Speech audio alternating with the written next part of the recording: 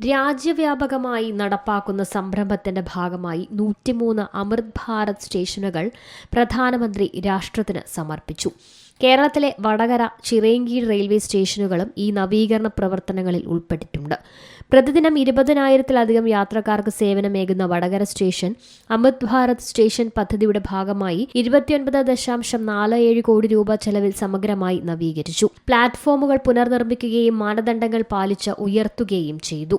തിരുവനന്തപുരത്തെ ചിറയൻകീഴിൽ നടന്ന ഉദ്ഘാടന ചടങ്ങിൽ കേന്ദ്ര സഹമന്ത്രി സുരേഷ് ഗോപി മുഖ്യാതിഥിയായി. ആവശ്യമെങ്കിൽ പ്രധാനമന്ത്രിയുടെയും റെയിൽവേ മന്ത്രിയുടെയും സഹായത്തോടെ ചിറയൻകീഴ് റെയിൽവേ സ്റ്റേഷനിൽ കൂടുതൽ വികസന പദ്ധതികൾ യാഥാർത്ഥ്യമാക്കുമെന്ന് കേന്ദ്രമന്ത്രി ഉറപ്പു നൽകി. റെയിൽ മേഖലയുമായി ബന്ധപ്പെട്ട് സംസ്ഥാനം നേരിടുന്ന പ്രശ്നങ്ങൾക്കുള്ള ഏക പ്രതിവിധി റെയിൽ പാത ഇരട്ടിപ്പിക്കലാണെന്നും അദ്ദേഹം പറഞ്ഞു.